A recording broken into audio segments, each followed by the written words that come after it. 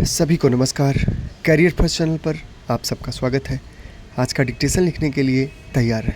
Ready start. जब सार्वजनिक क्षेत्र को निजी क्षेत्र के साथ प्रतिस्पर्धा करनी पड़ती है तो उसे अपनी कार्य क्षमता में सुधार करने के लिए विवश होना पड़ता है। साथ ही सार्वजनिक क्षेत्र का एकाधिकार समाप्त हो जाता है और उपभोक्ताओं को इसका प्रत्यक्ष एवं परोक्ष लाभ प्राप्त होता है।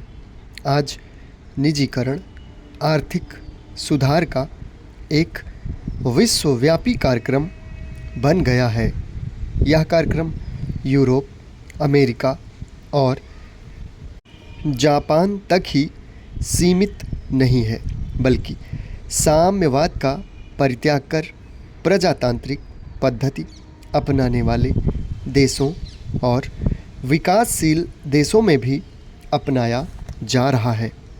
विलंब से ही सही, किंतु भारत ने भी निजीकरण के सिद्धांत को अपनाया है। हालांकि राजनीतिक विरोध और वैचारिक मतभेदों के कारण निजीकरण की गति धीमी है, लेकिन इस कार्यक्रम को तेज़ी से लागू करने के प्रयास लगातार चल रहे हैं। यह प्रयास 1991 में प्रारंभ हुआ, जब परंपरागत औद्योगिक एवं आर्थिक नीति को छोड़कर उदारीकरण और निजीकरण पर आधारित नई आर्थिक नीति को अपनाया गया। 1991 की नई आर्थिक नीति के साथ ही भारत में उदारीकरण और निजीकरण का शंखनाद हुआ। अब भारत में इस बात पर सर्वानुमति है कि सरकार को व्यावसायिक प्रतिष्ठानों से दूर रहना चाहिए। इसके दो प्रमुख कारण हैं। एक तो यह कि सरकार के पास संसाधनों की कमी है और दूसरा यह कि सार्वजनिक क्षेत्र के कई प्रतिष्ठान अकुशल हैं और घाटे पर चल रहे हैं।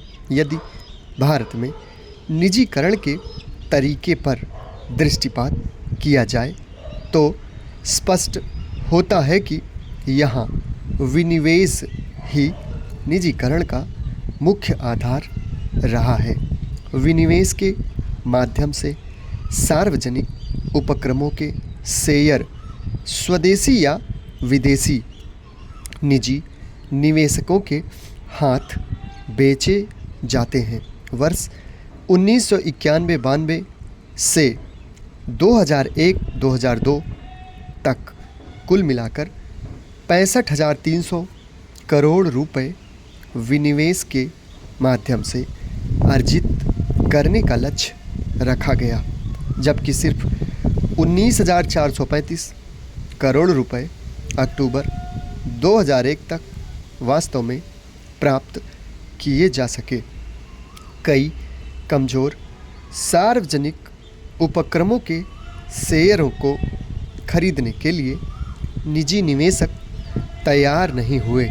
मूल्यांकन के आधार के संबंध में कई विवाद उत्पन्न हुए तथा लाभ पर चलने वाले सार्वजनिक उपक्रमों के विनिवेश का तीव्र विरोध हुआ।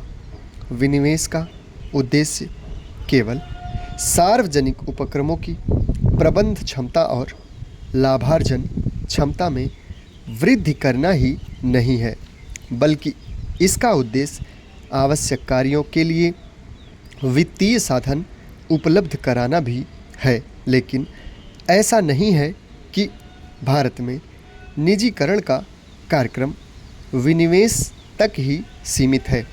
औद्योगिक एवं व्यावसायिक लाइसेंस की नीति, विदेशी विनिमय की नीति, आयात निर्यात की नीति तथा कर नीति को उदार बनाकर निजी क्षेत्र के निवेशकों को भी प्रोत्साहित किया जा रहा है।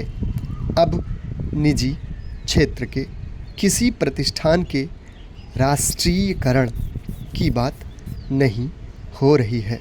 समाप्त। धन्यवाद।